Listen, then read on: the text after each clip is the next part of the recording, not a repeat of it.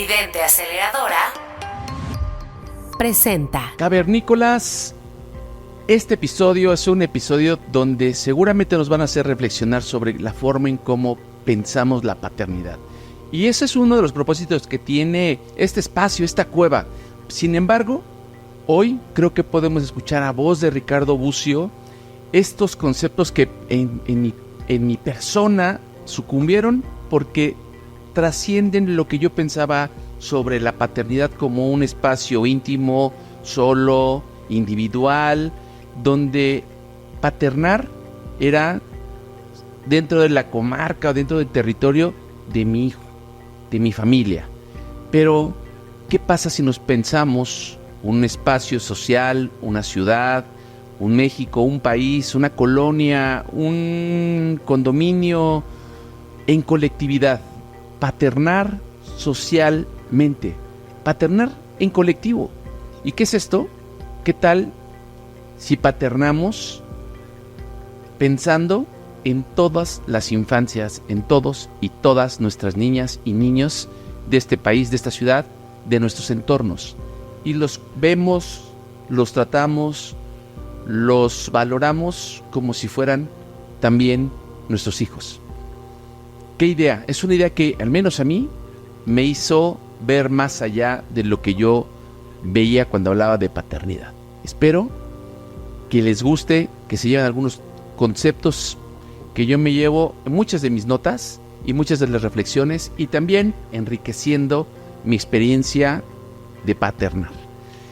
Bienvenidos, cavernícolas, espero que disfruten igual que yo este capítulo. Cavernícolas, el podcast para papás. Un espacio para navegar juntos en este viaje interminable de la paternidad. Acércate a la fogata. Bienvenido. Bienvenidos, cavernícolas, a esta cueva, a un episodio más de Cavernícolas, el podcast para papás. Y quiero agradecer que siguen dándole likes y siguiendo nuestras cuentas en Facebook, en Instagram, en YouTube, en TikTok como Cavernícolas Podcast y en X como Eres Cavernícola. Gracias por los comentarios, por las sugerencias, por los invitados que quieren que traigamos a este micrófono, a estas pantallas, y a todas las historias que estamos compartiendo. Y gracias a todos los que nos siguen. No olviden de recomendar este podcast porque está generando muy buen ruido y creo que todos nos merecemos todos los cavernícolas merecemos acompañarnos mejor en este arduo, sinuoso, cansado, bello y hermoso arte de la paternidad. Hoy en este episodio tenemos como invitado a Ricardo Bucio. Ricardo Bucio es presidente de CEMEFI desde 2021, que eres presidente ejecutivo del Centro Mexicano para la Filantropía, Ricardo, y además tienes un arduo y gran recorrido en el mundo de la filantropía, en el mundo de la organización civil, de la sociedad civil organizada, y también trabajando mucho sobre a favor de las infancias y las juventudes. Bienvenido, Ricardo Bucio.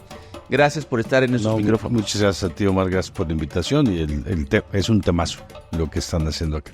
Y además gracias por ser el gran host de donde hacemos Cavernícolas. No, somos acá vecinos. Somos vecinos, gracias por todo el espacio que nos das a nosotros, a los tridentes, y encantado de poder tener este tema que ha coincidido en un par de conversaciones que hemos tenido sobre la paternidad. Hoy acaba de salir mi libro, pero también ahí habíamos platicado sobre esto, ¿no? Sobre esto que tú estabas en algún momento también en el proceso de escribir un libro, porque tienes mucho que contar sobre la paternidad también, Ricardo. Sí, la intención de este libro es un poco contar la paternidad desde mi filiación, uh-huh, y la paternidad desde la relación con mis hijos, ¿no? Claro. Incluso con otras formas de paternidad. Para mí ha sido siempre muy importante. Yo, de hecho, me describo siempre cuando escribo o en mis redes sociales como papá. Primero eso me define, pues, ¿no? Sí. ¿Y cómo te defines como papá? ¿Qué tipo de papá eres? ¿Cuántos crías forman parte de tu familia? Bueno, tengo 4, tengo 3 hijas, un hijo, y he sido de distinta forma, a veces papá de acogida, ¿no? Que es una figura que existe ahora incluso legalmente y es la que tendencialmente tendría que haber más. Sí, quizá podemos platicar un poco de esto. Claro. Pero además de estos 4 hijos, yo creo que he tenido por lo menos 4 o 5 figuras paternas, ¿no? Y eso cada uno me marcó mucho. Mi papá, mi padrino, hermano de mi mamá, que vivía en la casa de junto y siempre fue para mí como un segundo papá. Luego también mi suegro, con el que se fue haciendo una relación de filiación, enfermó, prácticamente pasó los últimos tiempos con nosotros en casa y con el que terminé cerrando una relación de filiación antes de que muriera, con un amigo que conocí en Chihuahua hace muchos años que tiene pocos años más que yo, pero medio adoptó y entonces allí seguimos teniendo esa relación. Yo lo considero una figura paterna, y también con uno de mis hermanos mayores, que ha hecho a veces las veces, no, todas estas no por falta de mi papá, sino como otras formas de paternidad complementarias, ¿no? Entonces yo creo que yo he tenido muchos papás, ¿no? Yo por ejemplo, sí reconozco que tengo una mamá, pero reconozco que tengo muchos o varias formas de paternidades para mí, y yo he tratado de tener varias formas de paternidades, de ejercer también varias formas de paternidades. ¿Cómo es que uno dice, y además con tus suegros hablamos ya de tu etapa adulta, ¿no? Por lo que narras con tu tío padrino, que es desde tu infancia, tu padre, tu hermano, que es una figura adulta que por lo general los hermanos mayores guían, forman, o a veces son los modelos aspiracionales que vamos construyendo. El amigo, o sea, al fin de cuentas, este amigo, ¿cómo es que alguien con una edad madura, con una trayectoria como tú, Ricardo, dices, oye, yo estoy rodeado de otros hombres que también paternan conmigo o me ayudan, me guían? ¿Cómo es que construyes eso, Ricardo?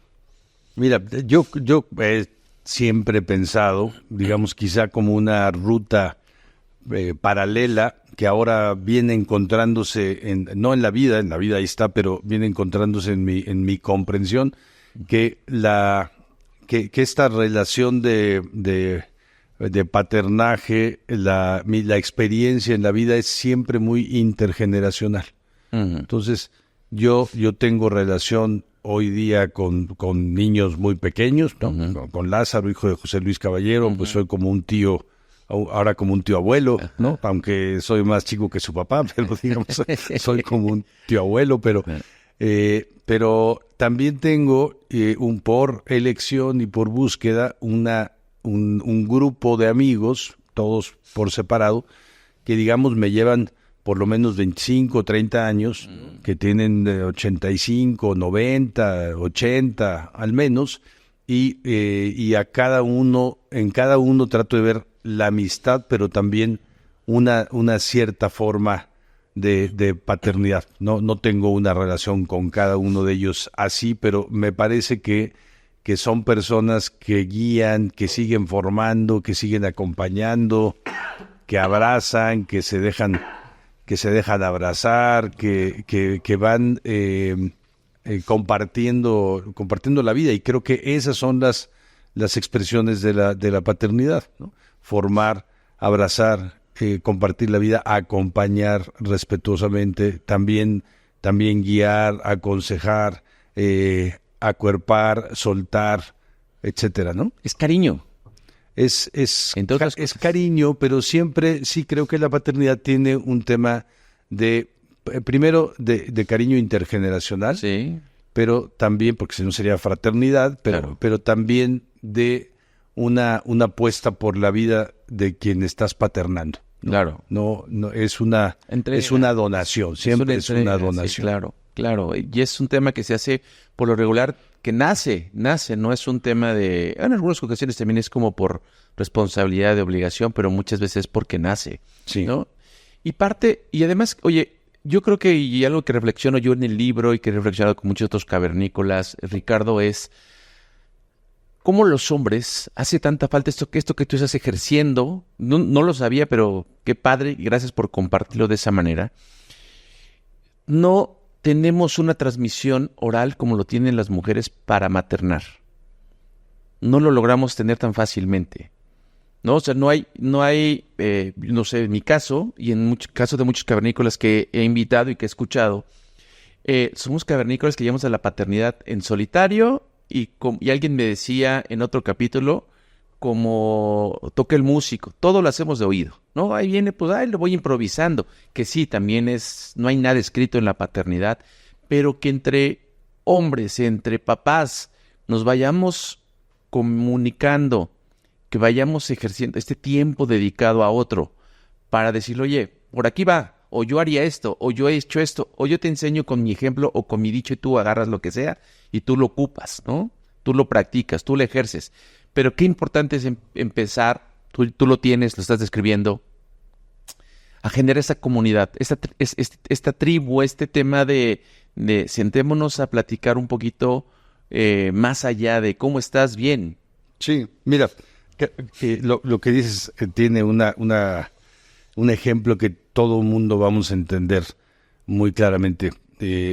Históricamente, y se sigue haciendo, cuando van a ser un bebé, la mamá de la nueva madre trata de ir a acompañar y estar ahí 1, 2 semanas, 1 mes, 2 meses para acompañar a la mamá. No sé si tú conoces a algún papá que ha ido a estar en casa de su hijo para acompañar a su hijo en los primeros días de su paternidad. Yo no conozco ninguno.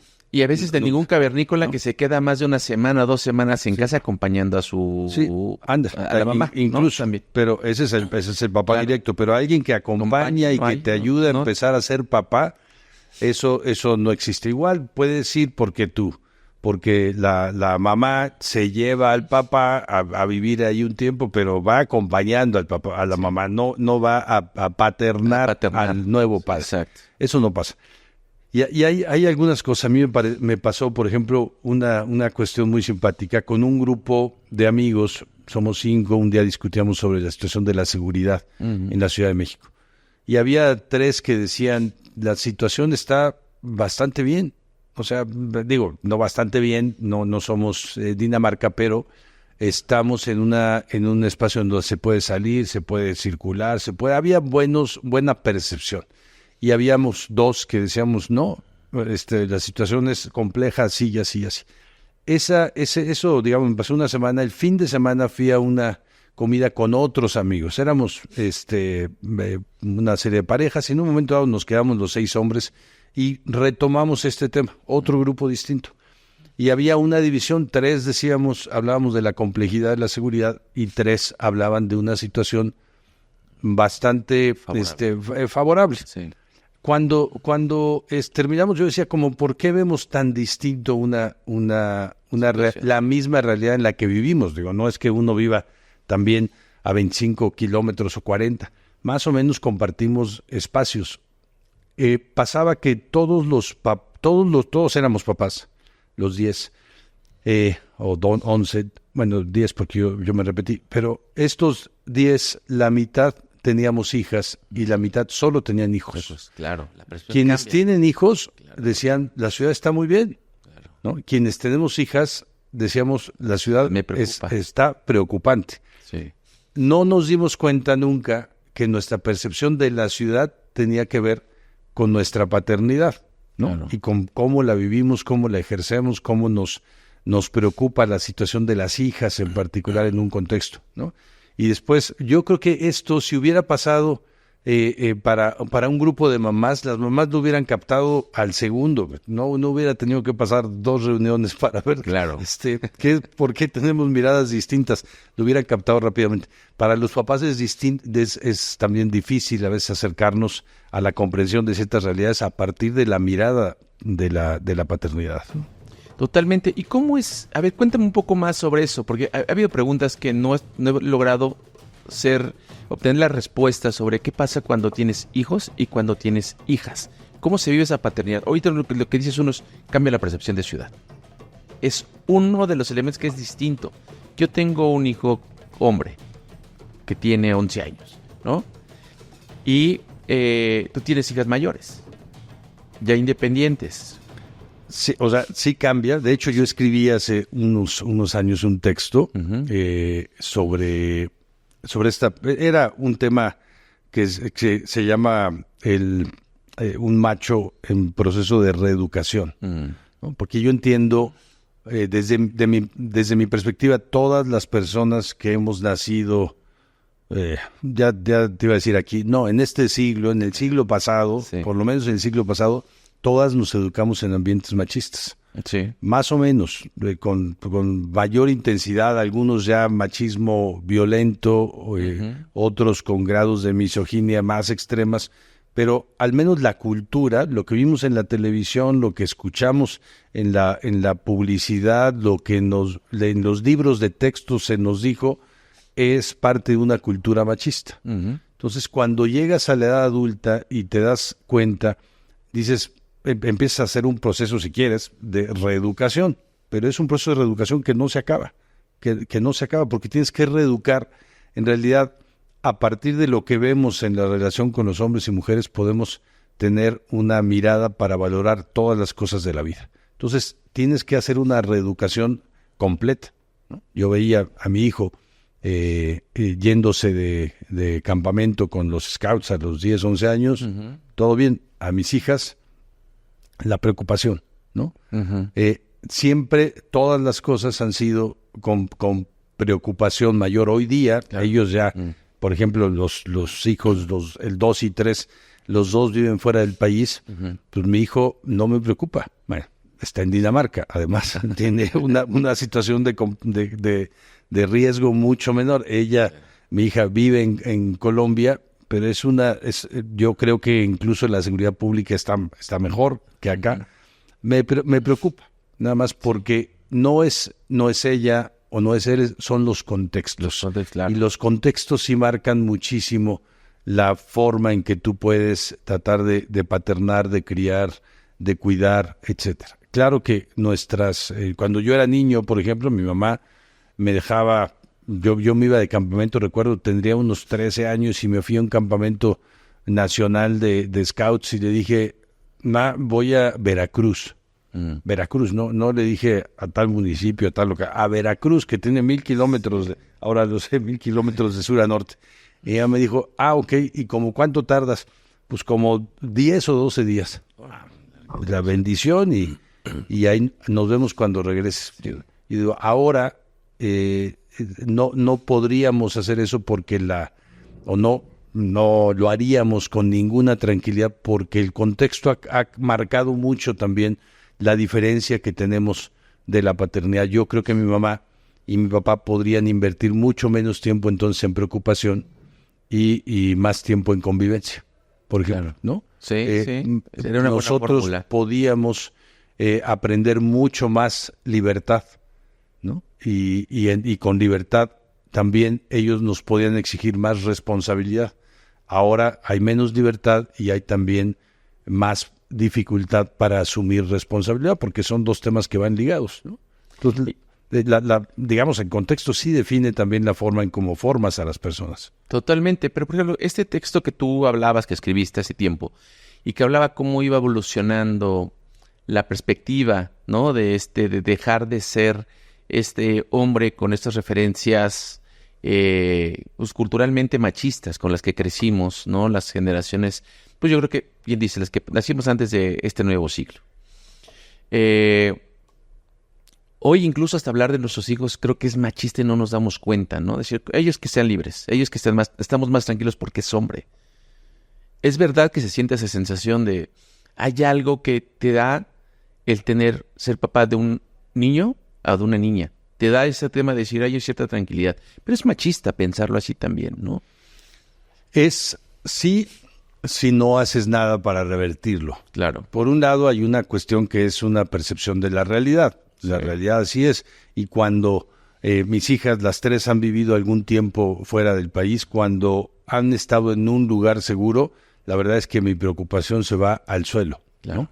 Y la experiencia que me van contando es de mucha seguridad, de mucha seguridad. Entonces, Percepción ahí también.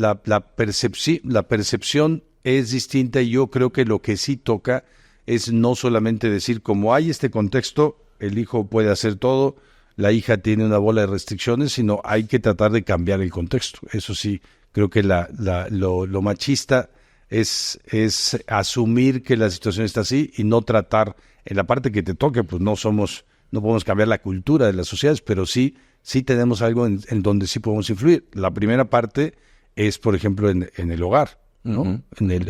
Las situaciones, la vida dentro del hogar tiene que ser lo más igualitaria posible. Tiene uh-huh. que haber también el cuidado mutuo, lo más complementario y equitativo posible.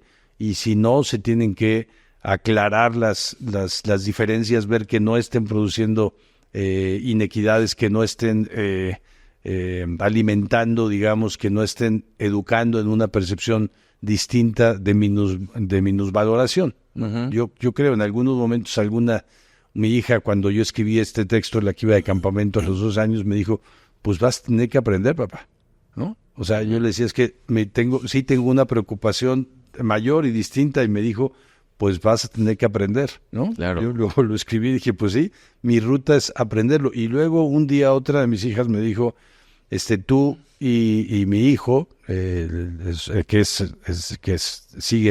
hijo es el segundo, y tengo la primera, tercera y cuarta son mujeres. La primera nos dijo, mi hermano y tú tienen esta y esta y esta posición machista, ¿no? Hay una situación muy buena en que pueda identificarlo y decírnoslo, y hay una responsabilidad muy grande de decir, a ver, ni nos dimos cuenta, ahora tenemos que cambiarlo, ¿no? Claro. Tenemos que cambiarlo. Yo creo que sí es muy difícil evitar todas las formas en donde el machismo se expresa, porque es cañón, ni cuenta, invisible, te das. Se nos ha colado. Pero sí es una responsabilidad identificarlas y poder decir, estaba para atrás, y el reaprendizaje nunca acaba, la reeducación nunca acaba, aunque tengas solo hijos, ¿no? Sí, claro. Porque tú estás educando a un macho, o estás educando a una persona igualitaria en potencia, ¿no? Claro. Fíjate, un día fui a Suecia, y allí hablaba con alguien de la embajada de México, y le preguntaba cuántas personas mexicanas hay acá. No, había unas 200 más o menos, 300, una comunidad pequeña. Y de estos que están haciendo mayoritariamente, pues trabajando, pero la mayoría son cónyuges de alguien sueco. Ok. Y pregunté cuántas son mujeres y cuántos son hombres. 95% son mujeres, ¿no? Y 5% son hombres.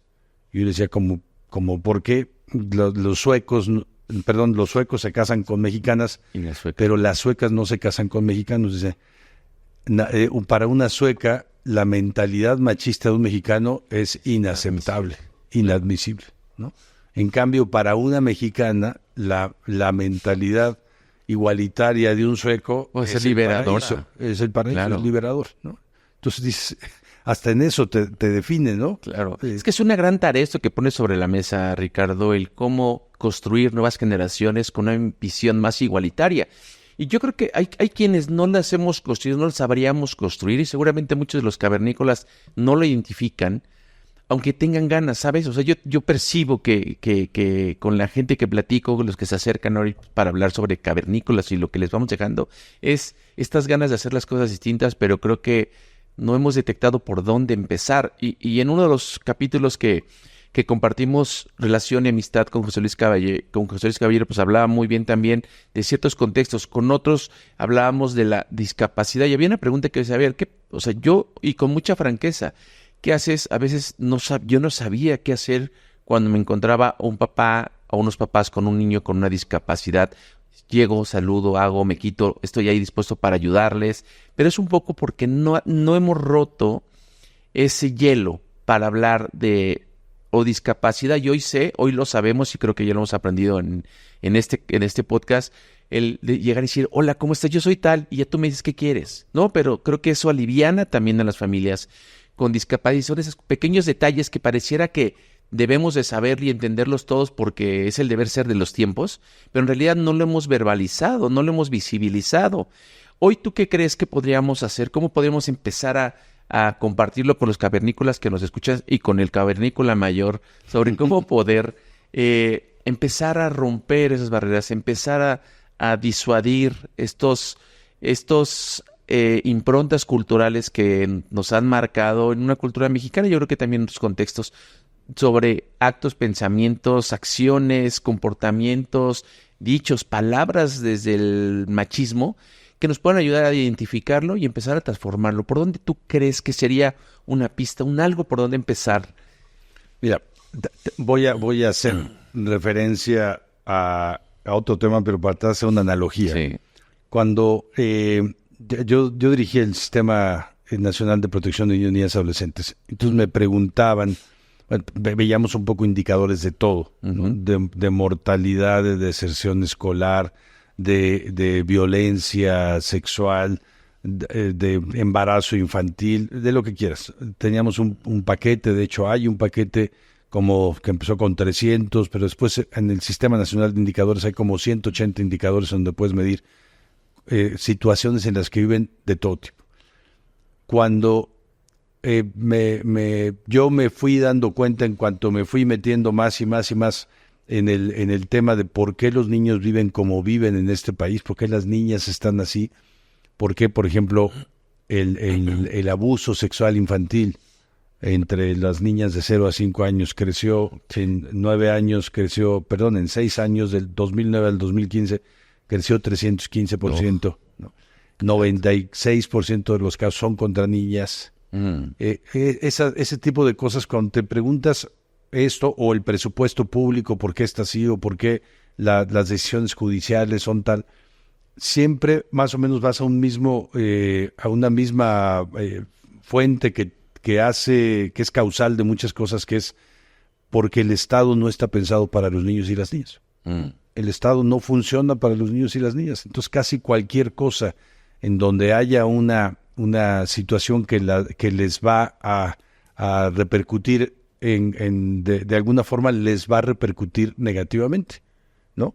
Y eso pasa en cualquier espacio, ¿no? Si un espacio está pensado, no sé, para un templo budista, está pensado para gente zen, pues mete a 3 raperos y los raperos están en una situación de desventaja. Claro. El Estado mexicano no fue hecho para niños y niñas, ningún Estado-nación, ¿no? Se formaron pensando en que primero las tribus, luego los grupos sociales, luego los hombres feudales, etcétera. Las monarquías gobernaban a hombres que se hacían cargo de gobernar a sus familias, ¿no? Entonces el hombre pagaba impuestos, era sancionado, y tenía incluso un poder sobre la familia hasta para decidir la muerte de la familia, ¿no? La patria potestad romana, por ejemplo, daba la posibilidad de que tú como papá no estás de acuerdo en la conducta de tu hijo, tienes derecho a privarlo de la vida. O tienes derecho, por ejemplo, tenías derecho a venderlo como esclavo. La única restricción es que no fuera en la provincia donde tú vivías. Pero, por ejemplo, privarlo de la vida podrías hacerlo en la provincia. Eso es la patria potestad, el poder del padre iba para ahí, disponía de bienes, de animales, de mujeres y de niños. Era un bien. Era un bien, era parte de los bienes sobre los que tenía poder. Además, hoy seguimos con ese no tenemos legalizado todo eso, pero la tutela que hoy tenemos se llama patria potestad, se sigue llamando 2000 años después. Tenemos un proceso que ya está cambiando en algunos lugares, Argentina, por ejemplo, y otros lugares ya se llama responsabilidad parental. Tú no tienes poder sobre tus hijos, tú tienes responsabilidad. ¿No? Pero a lo que voy es, el esquema no funciona para los niños y las niñas. El esquema tampoco funciona tal cual para la igualdad. Entonces, cuando un esquema no te funciona para la igualdad, lo que tú tienes que hacer es no pensar que en realidad el hecho de que tú creas que tú no eres machista, que tú tienes una cultura que ya se transformó, que eres buena onda, que en realidad tú no tienes una visión violenta de desventaja, etcétera, que eso basta, digamos, para conducir tu vida sin machismo. Porque es como pensar que tú vas en el periférico o en cualquier lugar donde se maneje muy mal, y el hecho de que tú manejes bien te pone a salvo. No, pues pensemos en la autopista México-Querétaro. Bueno, el mejor conductor puede estar a salvo en esa autopista. Hay 200 trailers por minuto. Hay muchísimas cuestiones que no dependen de ti. Así me parece que es un poco la cultura. Tú puedes decir, yo voy cambiando mis valores, voy cambiando mi visión, pero estoy en medio de una sociedad que piensa de otra forma, que actúa de otra forma y que tiene parámetros pensados para que funcione el sistema desigual, ¿no? Para eso está, para que funcionen, para que cada uno de los indicadores que existen funcione de mejor manera para los hombres que para las mujeres. Hicimos hace unos años en la Comisión de Derechos Humanos de la ciudad un diagnóstico sobre los derechos humanos. Y en esa parte, bueno, vimos muchos temas de derechos y de grupos en situación de vulnerabilidad, pero revisamos 300 indicadores de 1000 temas distintos y 300 indicadores en donde pudimos tener información desagregada por sexo. Okay. Y vimos entonces cuál era la situación de ventaja o desventaja que había entre hombres y mujeres, ¿no? Más o menos, ¿qué porcentaje crees que había de indicadores con ventaja masculina? Un 70-30. 100-0. 100-0. Se trataba de sistema penitenciario, transporte, salario, acceso a propiedad, recursos, protección de la ley, lo que quieras. Hay una ventaja de los hombres frente a las mujeres. Cuando estás en un sistema así, pues aunque tú digas, yo soy sueco, yo tengo mentalidad de sueco, el sistema funciona de otra forma. Entonces, sí creo que lo primero es que hay que estar revisando permanentemente cuáles son las visiones, las percepciones, cuál es el efecto de las acciones que haces y en términos de paternidad, qué es lo que estás educando, cómo estás educando y cómo te estás reeducando. Tienes que estar en una permanente reeducación, ¿no? Yo creo que en ese sentido, además, la paternidad es un regalo infinito para los hombres. Lo debe ser la maternidad para las mujeres, pues no la vivo, pero para los hombres es un el regalo infinito de reeducación. Totalmente de acuerdo. Y es un constante, ¿no? Porque es un tema, yo creo que el ejercer la paternidad, paternar, la acción de estar ejerciendo este vínculo, esta relación, es una acción que te hace estar vivo. No es nada se repite. Puedes tener hábitos, puedes tener valores, puedes tener rutinas, pero nunca un día es igual para paternar. Nunca hay nada. Entonces ahí está donde la reconfiguración es permanente, el repensarte como persona, como adulto, como individuo y en relación con otros que son con los que paternas, yo creo que es infinita. Y es ahí donde abre esa oportunidad, Ricardo, que citas sobre esto hay que hacerlo diario, ¿no? Esto hay que ejercerlo diario. Nunca somos expertos de la paternidad, porque tus hijos o tus hijas, si tienen 20 años, fuiste experto de lo que pasó a los 18, a los 15, a los 17, hacia atrás, pero no hacia adelante.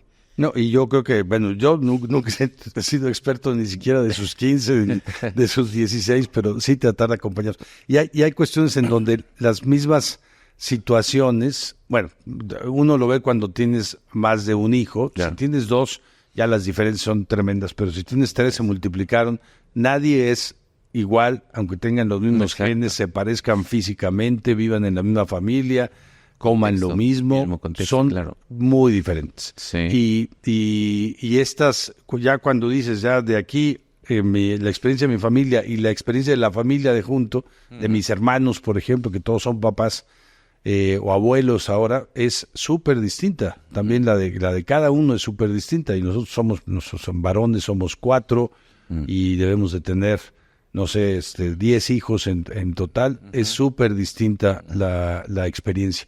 Y fíjate una cosa que me pasó un día. Yo te dije que he tenido unas experiencias de acogimiento preadoptivo. Uh-huh. Una cosa lindísima. Soy papá biológico y soy papá adoptivo. Uh-huh. Y un momento dado yo vi una peli que recomiendo a todo el mundo siempre, que se llama Pupil. No sé si la viste. Es una que salió hace 5 años acá en el Festival de Cine Francés. Y es la historia de una chica que va a dar a luz, una adolescente que va a dar a luz a un hospital en Francia, y ahí decide, bueno, ya lo había decidido antes, pero lo entrega en adopción. Entonces es el proceso, la película describe el proceso de qué pasa con ella, qué pasa con el bebé, qué pasa con el hospital, qué pasa con el sistema de adopción, qué pasa con el papá de acogida, qué pasa con la familia que la va a adoptar, qué pasa con los posibles adoptantes, porque había varios, con quienes manejan la oficina de adopción, con quien maneja, esto hay en Francia, quien maneja y resguarda y cuida a la mamá que da en adopción, bueno, todo. Es una película que describe una historia bellísima. Es muy agradable, es muy sensible la película, pero además es una clase sobre el cuidado del bebé, sobre lo que tiene que hacer el Estado, brutal, ¿no?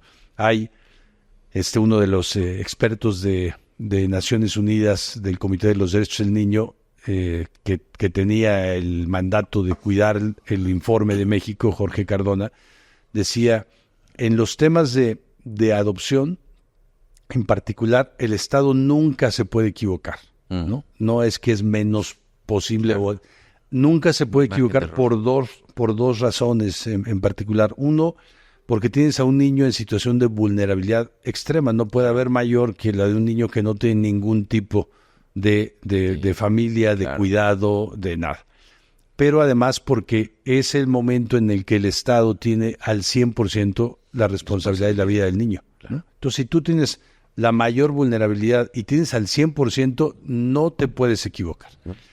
Eso que uno lo ve y dices, híjole, en términos de derechos humanos, pues está clarísimo. Es exactamente lo que pasa cuando tú eres papá, ¿no? Un niño nace en una situación de extrema vulnerabilidad. A veces la compartes con la pareja, pero el niño como tal está en una situación de extrema vulnerabilidad. Compartes el cuidado, pero el niño nace en una situación de extrema vulnerabilidad, porque si tú le dejas de dar un día de comer, no va a comer. O le cambias el pañal o lo que sea. Todo. Sí. No lo vacunas, no va a poder autogestionarse en absoluto, pero además está al 100% bajo tu responsabilidad. Entonces tienes la misma responsabilidad que el Estado. Regreso a la peli. La peli es una delicia, es un curso entero. Yo cuando la vi, le pedí a Lore Guille, que era una muy buena amiga, directora de cine de la Fundación Cinépolis, que nos permitiera hacer un cine debate. Le dije, necesito tu cine, necesito hacer un debate con jueces, con los procuradores de protección, con los comités de adopción, con las organizaciones civiles que están en el tema. Y después le dije, no, regálame 2 funciones, no, regálame 32 para todos los estados, y unas adicionales. Hicimos 40. Hicimos 40, en uno participó José Luis Caballero. 40 debates, ¿no? Participaban más o menos 200 personas en cada debate, en todos los lugares del país. Y después cuando yo fui otra vez a algunas de las ciudades, yo veía o escuchaba que lo que las personas oyeron de esa película fue súper distinto, ¿no? En esta visión que tú decías, uno puede tener experiencias similares, pero las vives de manera súper distinta. Sí, claro. Si estás en una organización me dijo, esta es ahora nuestra película para formar al personal, para formar a los padres que quieren adoptar, otros me decían, esta es una película para generar el trabajo de los procuradores de protección de niños y niñas adolescentes, o esto es para ver qué tendría que hacer el hospital o en realidad para ver claro. cómo te relacionas con el bebé. Es muy bella en ese sentido, ¿no? Como además la peli, solo voy a spoilear esto, tiene un acogimiento 2 o 3 meses antes de la adopción que hace un papá. Okay. No lo hace una familia, no lo hace... Bueno, es un dentro del seno de una familia, pero el papá se dedica a ser padre de acogida. Okay. La mamá trabaja fuera de casa, los hijos están por allá, pero su chamba es ser padre de acogida. Okay. Y es una experiencia ahí que la ves y dices... Bueno, yo salí y dije 2 cosas. Uno, yo quiero ser ese papá, pero también yo quiero que esto se conozca, se debata, porque la paternidad además, y ahora me voy a un ejemplito rápido de la paternidad, me parece que en ningún caso, cuando es una paternidad responsable, en ningún caso puede ser una paternidad individual. Es decir, tú no paternas solo a tu hijo. Bueno, a partir de los cavernícolas tú estás ayudando a paternar un montón más. Pero me parece el ejemplo que yo tengo gráficamente, un amigo mío que trabajó conmigo se había casado con una chica japonesa que conoció algún estudio, se tuvieron un hijo y luego se divorciaron. Ella se fue a vivir a Japón y él se quedó acá, y entonces él trata de ir todos los veranos a pasar varias semanas y luego en Navidad también con su hijo. Le tocó el verano en donde el niño entraba primero de primaria, ¿no? Okay. 6 años, entonces le dijo, feliz de estar acá, de compartir y llevarte el primer día de clases a la escuela, y el niño dijo, claro que no me puedes llevar. Se lo dijo en japonés, mi japonés anda medio débil, entonces, claro que no me puedes llevar porque ya tengo 6 años, es una vergüenza que tú me lleves a la escuela si ya tengo 6 años. Claro. Y él dijo, pero fíjate que estoy aquí y yo soy mexicano y en México los llevamos hasta la universidad, además están trabajando y vamos por ellos en la noche a recogerlos. Y le dijo, no me puedes llevar. Total, llegaron a un arreglo y el niño le dijo, me puedes ver por la ventana cuando me vaya, ¿no? Y luego, si quieres, pues un fin de semana vas a visitar la escuela, pero sin mí. Dice que se subió al segundo piso a ver a los niños, a su hijo, y no solo salió su hijo, salieron hijos un poco, niños, niñas, de todas las casas. Unos se fueron caminando hacia donde estaba el autobús, su hijo tenía que caminar como 2 kilómetros, luego tomar el metro, luego caminar otra vez para la escuela. No es que la escuela estaba junto, ¿no? Todos iban al transporte público, atravesaban avenidas, etcétera. Entonces, la reflexión que él hacía y venía asombrado es, los niños en Japón son un bien público, ¿no? Claro. La sociedad los paterna enteramente, ¿no? Sí. Incluso él cuando hablaba con la mamá del bebé, la mamá del niño, ella le decía, es que el niño está más seguro afuera que adentro de la casa. Adentro nada más estoy yo. Claro. ¿No? Y si el niño está en el segundo piso y se cae afuera, está la sociedad japonesa cuidando a todos los niños, ¿no? Entonces, eso después a mí me asombró tanto que ya lo he estado leyendo sobre el tema y viendo cosas, y es realmente impresionante. Los niños como un bien público, una sociedad entera que paterna, ¿no? Que funciona alrededor de ellos, de sus tú imagínate que tienes una niña de 6 años y quieres que se vaya en metro a Chapultepec, a la escuela. A la escuela, ¿no? Sí. Y que la vas a dejar, ¿tú la dejarías? No, nadie en su sano juicio, ¿no? Aquí sabes que las posibilidades de que le pase algo, bueno, ya no que atenten contra ella, que es lo peor, pero que ella le pase algo, que un coche la atropelle porque no funciona, el sistema funciona para los adultos, ¿no? Sí. Y es una sociedad que paterna, y también en ese sentido las sociedades vamos reaprendiendo a paternar, sobre todo a los niños más pequeños. Tenemos que hacer el aprendizaje de paternar adultos, claro, que es otro proceso. Pero a niños, por ejemplo, en todos los procesos que hay ahora de infraestructura en las ciudades, de ciudades accesibles, ciudades inclusivas, etcétera, hay hay un programa muy lindo que se llama Urban 95, que quiere decir que 95 centímetros, todo lo que una persona de 95 centímetros, toda una ciudad tiene que estar adaptada para una persona de 95 centímetros. Sí. El bote de basura, un niño tendría que poder Alcanzar. el botón del semáforo, Sí. en un cruce los niños se deben de ver, ¿no? No puede estar diseñado para que tú no veas Claro. a un niño cuando se te atraviesa Sí. en el auto. Los parques, las banquetas, las rampas, las perillas en las puertas, una ciudad pensada para hacer un cuidado de niños y niñas, que también es una forma de paternaje, ¿no? Entonces, Claro. ¿a qué voy con esto? Termino tanto rollo. Sí.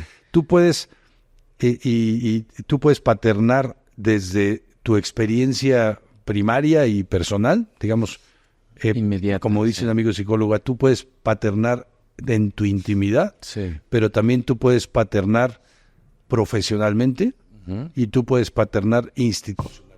Tú estás paternando profesionalmente, ¿no? Pero también se puede paternar los abogados, los ingenieros, los que hacen infraestructura, los docentes, los policías, todo el mundo podemos paternar. Totalmente de acuerdo. Y además creo que esta reflexión que pones sobre la mesa, Ricardo, de hablar sobre ciudades para los autos, para los adultos, para la vida económica y no para las personas, ¿no? O sea, en general primero no es para las personas. Y después al final, las personas entre las personas y llegan a estar los niños. O sea, un cambio que he visto en algunas colonias, y en algunas colonias de la Ciudad de México, por ejemplo, es que que en algunas esquinas ponen rampas. Y eso empieza a cambiar la vida de las personas adultas que no pueden subir un escalón, personas que están en una bicicleta, niños que van en una bicicleta, niños que vienen en una carriola, personas con alguna discapacidad. Eso puede transformar y hay un impacto social importante que hay con este tipo de pequeños detalles, que parece que son detalles, pero quien está en esa circunstancia que los vive, les aliviana la vida. Y a muchos no nos han educado para visibilizar estos pequeños cambios. Y hablar de Urban 95 me parece fundamental porque incluso yo creo, en mi experiencia, no sé si tú o los cavernícolas que nos escuchan, a veces en las colonias, en tu colonia, en tus condominios, en tu calle, todos conocemos a los niños o nos conocemos. Ahí como que quieres jugar a hacer colectividad, pero nos está dando pena, suena inseguro, el que otro adulto se acerque, hasta en un parque, ¿no? Hay mucha fricción en los parques. Hay parques que a mí un día me llamó mucho la atención que yo les decía a una amiga que a mí me tocaba ir a parques, por ejemplo, de la Narvarte, de la Nápoles, de la del Valle, muy seguido conmigo, cuando estaba pequeño y que es parque. Todavía le gusta ir a los parques, pero antes que era como más de target de parques 3, 5 años, 6 años, 8 años. Que me gustaba un poco un parque en particular que yo visitaba porque había cierta comunidad o cierto cuidado de todos los niños por los papás, paternar, papás y mamás. Y que se buscaba el que no hubiera conflicto y que se compartieran el columpio, que se compartiera el espacio, se integraran en el juego. Y esta amiga que me decía, ella que vivía en Santa Fe, cuando Santa Fe estaba nuevo, me decía, ¿en serio? Acá todo el mundo se pelea por el columpio. Acá el papá le incentiva al niño que sea el más canijo con el otro. O sea, ¿en serio puede ser tan...? Pues claro, puede haber contextos, puede ser cierto o no esa imagen y puedo hablar de este lugar en particular, pero tiene que ver con estas maneras de vernos a nosotros mismos para poder paternar socialmente, paternar de una forma donde en el colectivo, sin importar si es tu hijo o no, también te preocupe, porque es parte de la sociedad, es parte de la generación en la que están creciendo tus críos o tus crías. Sí, sin duda. Mira, no sé qué percepción tengas de qué tanto México valora a los niños. Si dijeras en una escala del 1 al 10, ¿como cuánto dirías que México valora a sus hijos y sus hijas? Lejos de mi experiencia personal, yo creo que sí estamos por debajo de un 5. Déjame darte un dato de la medición multidimensional de la pobreza de Coneval. A partir de que Coneval empezó a medir la pobreza en 2008, y la mide por carencias, carencias e ingreso, y el ingreso no es el que gana cada persona, sino el ingreso dividido en cada uno de los miembros de la familia, desagregando la pobreza por grupos de población, por grupos etarios, y luego desagregándola por sexo, las niñas de 0 a 5 años de edad son las más pobres y que tienen más pobreza extrema y que tienen más carencias de alimentación, de acceso a salud, de seguridad social, de vivienda, de educación, en las 32 entidades federativas sin excepción, medición tras medición, ¿no? En todas las mediciones. Brutal. Dices, como ¿por qué nos sale también el hecho de ubicar a que las niñas son la población más pobre del país? Yo creo que regreso a esto. El sistema está hecho para adultos, claro, y el sistema está hecho para hombres, ¿no? Por eso las niñas de 0 a 5 son las más pobres y pobres extremas en todo el país, sin excepción ninguna, ¿no? Ni en San Pedro Garza García, porque además tenemos el dato municipalizado, ni en San Pedro funciona diferente, ¿no? Tenemos una cultura y una estructura que pone en una situación de exclusión, de desventaja estructural. Si ya fuiste de pobre extrema en los 0 a 5 años, tu arranque en la vida ha sido de una desventaja bárbara. Eso te va a marcar toda la vida. Ahora, y lo pensaba por el tema de las rampas. Sí. Tengo un amigo, me gusta la historia porque es gráfica, él y con una organización civil, Libre Acceso, que está cumpliendo 35 años, hace 35 años, poco más, él vive en silla de ruedas, él salía con algunos amigos en silla de ruedas y con otros que le ayudaban a los domingos en Insurgentes a romper las banquetas para hacer sus propias rampas. En realidad lo que querían era visibilizar la inaccesibilidad. Esta organización durante 35 años ayudó a generar la conciencia, a generar los manuales, las normas técnicas, a capacitar a la gente. Todas las rampas que hoy existen en el país no existían antes de hace 35 años, y todas están a partir de esta organización.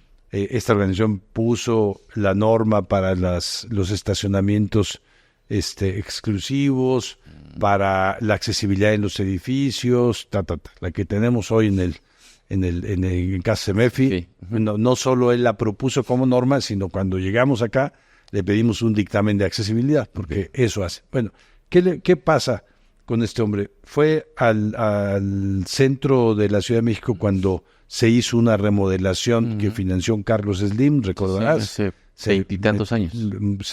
Quedó muy bonito el centro, pusieron rampas, subió una rampa, cruza la calle, llega a la siguiente esquina y en la esquina no hay rampa. Sí. ¿No?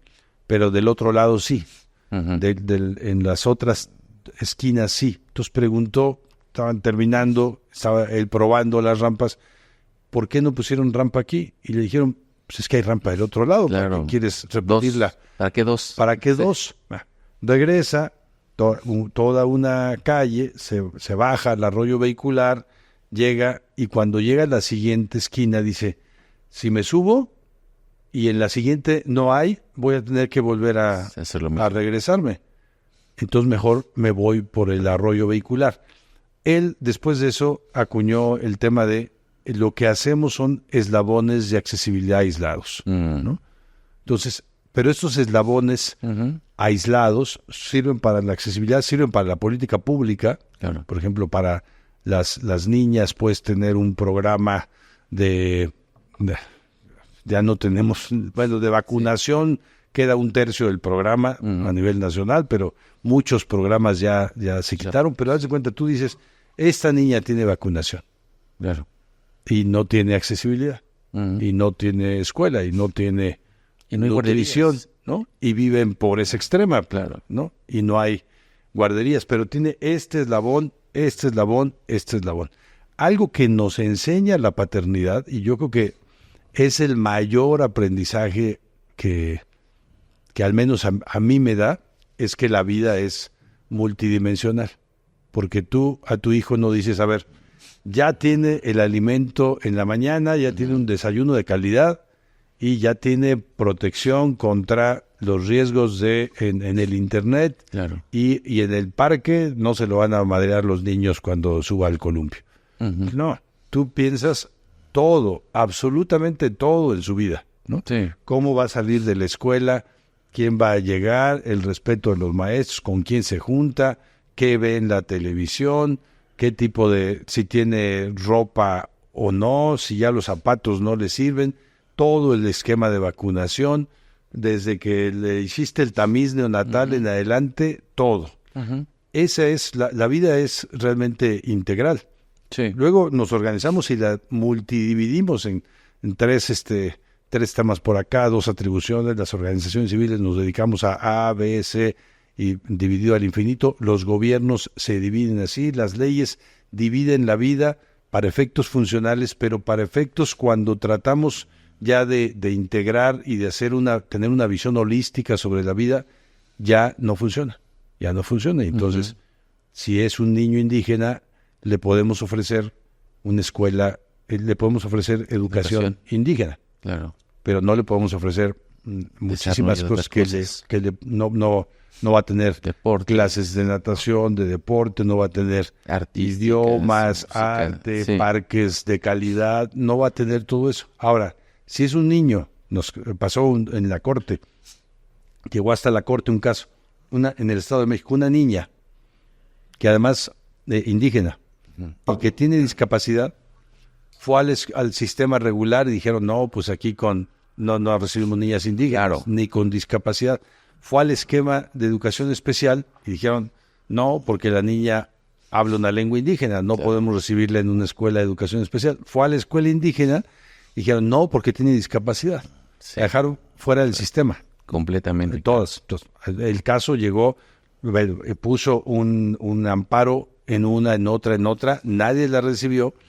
Y fue el caso lo acompañó una organización civil, llegó a la corte y la corte determinó que la educación no solo tiene que ser gratuita, laica y obligatoria, sino tiene que ser inclusiva.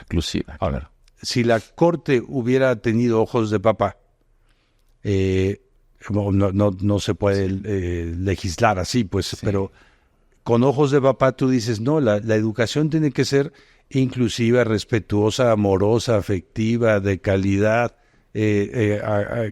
toda, ¿no? Cuidadosa, protegida, porque es lo que sabes, que es lo que aprendes, que la vida necesita todo eso.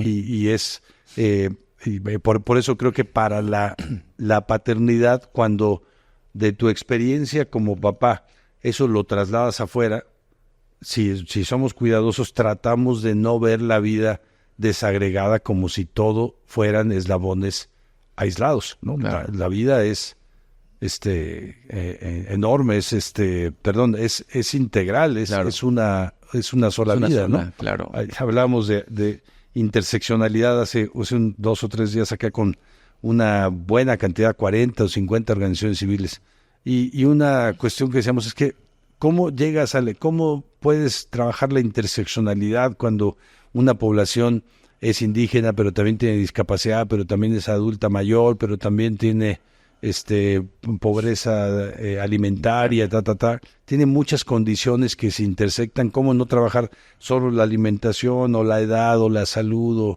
o la situación de discapacidad? Es que la vida es interseccional. Claro. Y aquí la mejor paternidad, me parece, es la que es lo más holística posible. Y conectar las, digamos, como papás, es conectar lo que tú dices. Yo creo que muchas veces lo que hacemos es tratar de conectar lo mejor que podemos para nuestros hijos. Pero hay muchos niños o niñas en esas circunstancias que es difícil el concepto de eslabones desconectados, perdidos, rotos, no conectados, ¿no? Es brutal para hablar de cómo las infancias pueden tener en este país, al menos en este contexto de nuestro México, tener un desarrollo que pueda ser integral y cada vez mejor. Y cómo ayudarlos. A veces es también el contexto de las familias, ¿no? También es no solamente ellas, es el gobierno. Bien dices, cómo gobernar para nuestros niños y para nuestras niñas, pensando lo que todos los seres humanos necesitamos. Yo creo que hasta la misma Constitución debería tener, así como se ha agregado en el artículo 3 el tema de inclusión, yo creo que debe tener alguna palabra que hable de las emociones, del amor, de la ternura, del cariño con el que se tienen que tratar las personas. Yo creo que ese es un factor que llega a trascender, Ricardo. Creo que la vida de todos puede estar un poco mejor también.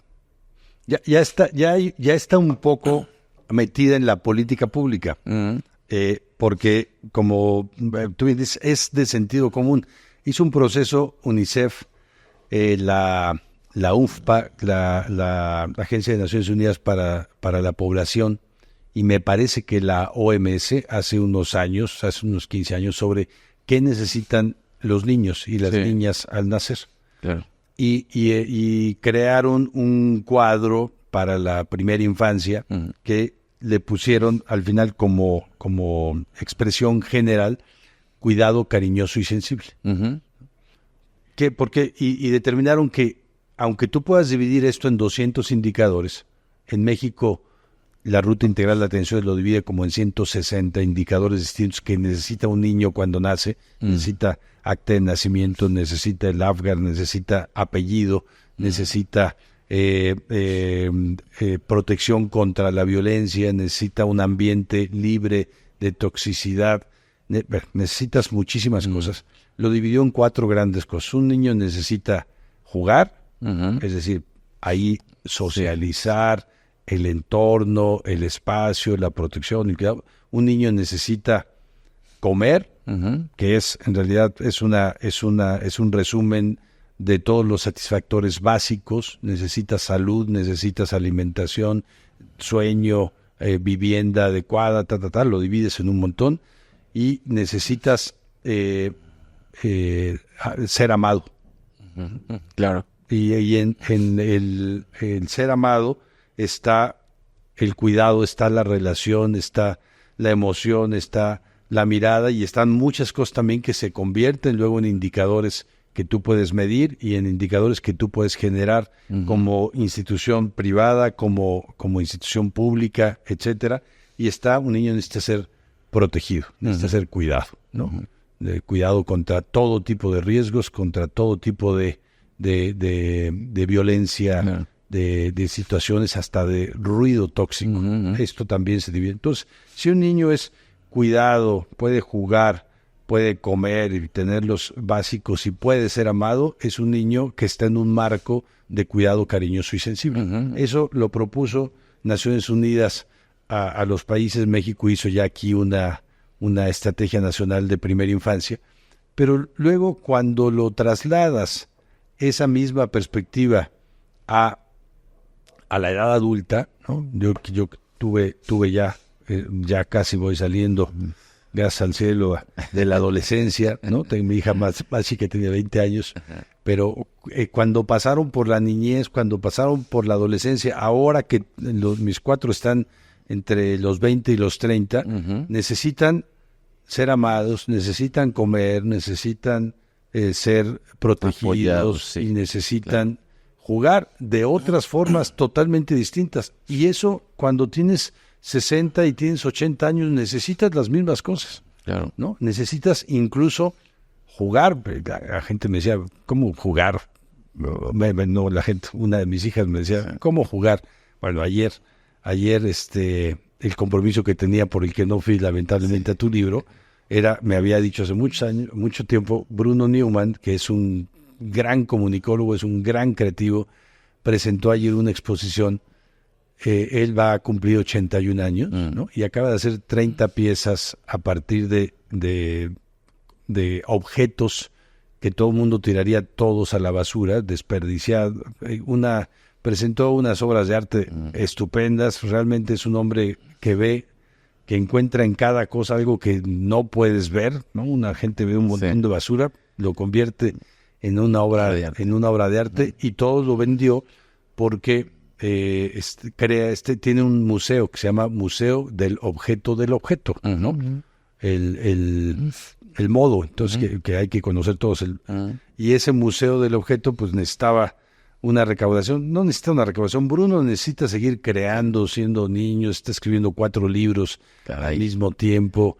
Está realmente, y él dice, cuando le pregunto por qué haces todo, está escribiendo un libro sobre las diferencias culturales y la expresión de los mingitorios del mundo. Es una cosa, ¿a quién se le ocurre hacer eso? Está escribiendo eso, otro sobre cómo se hacían los obituarios para los bebés en distintos lugares del mundo, muchas cosas. Palabras en desuso, hizo otro libro, ¿no? ¿Qué significaban las palabras de nuestros abuelos? El lenguaje ha cambiado muchísimo, pero hay 500 palabras que ya no se usan. Claro. Esas que significaban, bueno, él hace una y otra cosa y él dice, en realidad yo estoy jugando, ¿no? Sí. Esa es una forma también de seguirme creando, de seguirme... Es que en el juego hay un gozo, en el juego hay un gozo y hay un aprendizaje. Sí, ¿no? Y ahí además es un... O sea, yo creo que además esto que dices es... Todos, hasta en tu edad de mayor productividad, que está, pues dependiendo cómo lo veas, a los 30, en los 40, en los 50, ludificarlo, gamificarlo hoy como un concepto que ha llegado a nuestras vidas en las últimas 2 décadas, hace que el tema es, buscas que también sea gratificante tu trabajo, que sientas placer, que sientas satisfacción por lo que haces. Y ahí también puede haber un juego, Ricardo, que es lo que tú dices, seguimos necesitando este cuidado, esta sensibilidad, este cariño, pero también el juego, la diversión, la buena relación social entre las personas, entre los adultos. Y además, si alguien tiene la facultad para seguir creando, pues yo creo que son de las cosas que más uno puede disfrutar. En mi caso, a lo mejor son un poco los perfiles de hacemos lo que disfrutamos, ¿no? No tenemos, hoy podemos buscar, yo creo que muchas generaciones hoy buscan dedicarse a hacer, trabajar, ocuparse con lo que también les gusta. Y hay, esta parte también está estudiada, hay un proceso de investigación que ha hecho hace muchos años con investigadores de Stanford, de Harvard, de Oxford, la Fundación Lego, que lo empezó porque la fundación vende juegos infantiles, que no son solamente infantiles, y algo de lo que hizo el creador, en realidad, del creador de la fábrica, no solo quería generar nuevos juguetes o una marca que le dejara recursos, quería generar una manera de explorar el mundo y de jugar, claro, ¿no? Entonces, digamos, la compañía que trabaja en 200 países, digo, Lego es bastante conocido en todos lados, la fábrica más grande del mundo está en Monterrey, claro. Y hace una investigación sobre cómo se hace el aprendizaje a través del juego. Uh-huh. Ese es el tema, cómo el juego es un mecanismo de aprendizaje. Entonces, y hacen luego una escuela, que es una escuela maravillosa, ahí cerca bueno, donde está la base en Dinamarca de esta fábrica, una escuela que yo tuve la oportunidad de visitarla y tú ves a la escuela y todos los salones son para jugar. Yeah. Y te enseñan cómo es el descubrimiento de todas las materias, todo es juego. Claro.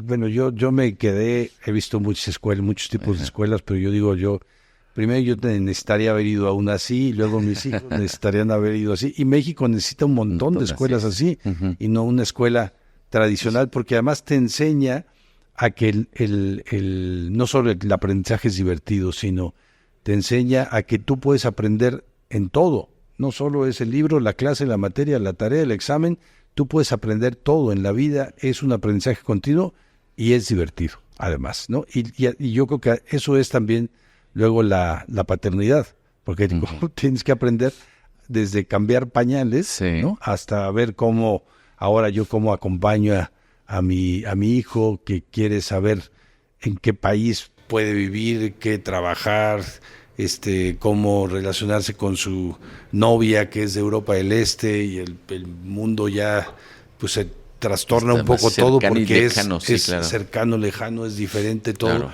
Y seguramente cuando, no sé, mi mamá, cuando ya tenía 95 años, estaba preocupada también por cómo acompañar a sus hijos de 60 y pico, a mis hermanos mayores, ¿no? Eso nunca se acaba ese proceso. Siempre somos y seremos padres primerizos, Ricardo. Yo creo que sí. Sí. Digamos, vamos agarrando experiencia en las dos cosas, en ser padres y en ser primerizos, porque el descubrimiento es diario. Continuo, es permanente. El día que dices, ya supe ser padre, ya me la sé, híjole, ya estás en problemas. Sí, seguramente. Ricardo, qué placer, qué buena charla, qué buenos conceptos. Yo creo que hoy los cavernícolas que escuchen este podcast, que vean este podcast, saldrán con una visión, yo creo que mucho más amplia de lo que estábamos, no solamente porque paternar pareciera que es un acto, yo digo, siempre lo he dicho, que es un acto en solitario, porque para los hombres pocas veces tienes a alguien que te acompañe y que te diga, hermano, carnal, brother, amigo, Ricardo, Omar, así me pasó a mí y así te lo cuento para que tú lo vayas viviendo con anticipación. No hay eso, ¿no? En primera. Pero la segunda es que lo que tú planteas hoy en el podcast es, podemos paternar, ¿y qué pasa si paternamos en colectivo, en sociedad? Pensando un mundo, un México, una ciudad, una colonia, un condominio, una casa, donde todos paternemos, todos cuidemos a los críos, a las crías, como si fueran de todos, ¿no? Es que de alguna forma son de todos. Claro. Son de todos. Mira, mi experiencia, la primera... bueno, no fue la primera, pero una de las veces que fui papá estábamos totalmente, 2 veces, una nos enteramos cuando había 4 meses de embarazo y otra que fue una adopción, nos enteramos una semana antes. Uh-huh. En esta parte, cuando fue la adopción, cuando nosotros tuvimos al hijo en casa, llegamos y no teníamos absolutamente nada, ¿no? Al día siguiente teníamos todo. Sí. Había llegado la comunidad con todo. Teníamos ropa, mamilas, cuna, todo. Teníamos gente ahí metida para ayudarnos, todo. A partir de ahí siempre fue la vida así. Entonces una cosa que dijimos es nunca, una cuestión que tenemos que es ayudar a nuestros hijos e hijas a saber que la comunidad les paterna. Yeah. Entonces empezamos a dejarlos ir a pedirle a amigos que invítalos a dormir, aunque tenían 2 años, a subirles un avión y ayudarles a cuídamelo, bueno, mandarlos con mis suegros, con sus abuelos, pero también que se los llevaran amigos, a los 4 años ponerlos a los 3 en el avión con su cosita ese y que se vayan de viaje. Y ha sido una cosa muy buena saber que en realidad que tienen, que las visiones, digamos, o la posibilidad de tener referentes paternos o maternos, sean sus papás o no, uh-huh, es amplísima. Claro. Es muy amplia. Yo creo que ese es un regalo grande que nosotros podemos darle a todos los niños y niñas. Luego hay, como tú dices, ahora más miedo de qué tal si lo mando para acá, qué tal. Siempre tratamos de tener todos los cuidados posibles, pero sí es posible. Hay muchísima gente que tiene una enorme voluntad y que cuando también nos toca a nosotros recibir, yo digo, vamos a recibir como tratando de cuidar, incluso se enteren los papás o no, ¿no? A veces vienen voluntarios a nuestra casa que están trabajando en una organización aquí, chicos de 15, de 20 años, y los cuidamos, y no vamos a conocer a sus papás, pero mientras están aquí, están bajo nuestro cuidado y en relación, y vamos a hacer lo mismo que por los nuestros, como para los nuestros lo han hecho muchas personas, muchos años. Sí, yo creo que la paternidad está de lo íntimo, uh-huh, pero también la social, la institucional tiene que ser en colectivo. Es lo que mejor funciona para cada persona. Y ese yo creo que es uno de esos esquemas que nos gusta, a mí me gusta escucharlo y seguramente a muchos de los cavernícolas que nos ven y nos escuchan, Ricardo, es una idea, estamos sembrando una posibilidad de ver a los hijos de esta ciudad, de este México, como hijos de todos. Con eso me quedo, Ricardo, encantado de tenerte en Cavernícolas, de ser nuestro cavernícola invitado, de que nos compartas esas experiencias que tienes, tanto a nivel institucional, pues digamos todo el recorrido. Además, uno de los, este año ya eres uno de los 400 líderes reconocidos en México, ¿no? Por 300 líderes. Ya te veo metiendo. Estábamos queriendo colar otros 100. Los 300 líderes reconocidos en México, alguien que ha estado vivido su vida profesional, su trayectoria en el mundo de la filantropía, ayudando, pensando en colectivo. Ricardo, y hoy siendo nuestro huésped en Casa Semefi, que es una gran casa desde que llegamos, así se transmite. Te agradezco mucho que nos hayas abierto un poco de espacio en la agenda, yo sé que es una agenda complicada.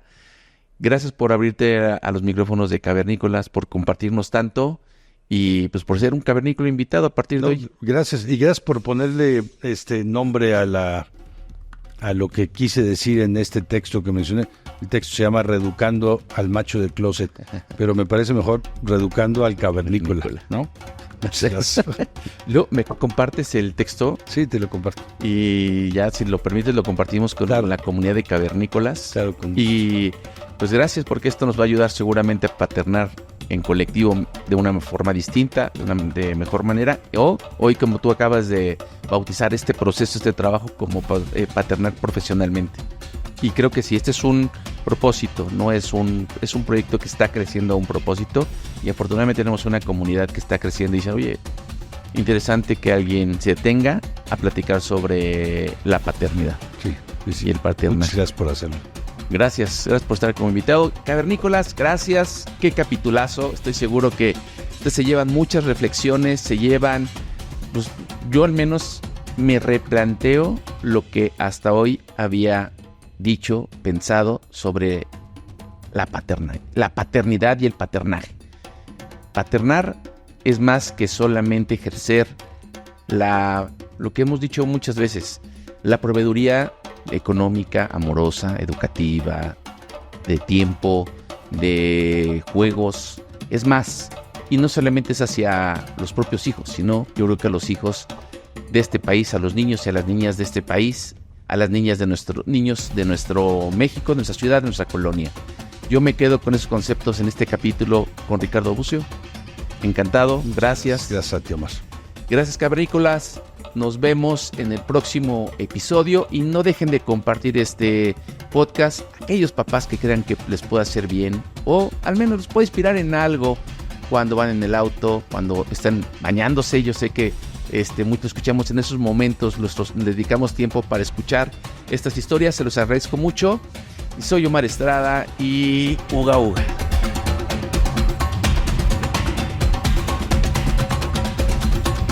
Cavernícolas, el podcast para papás.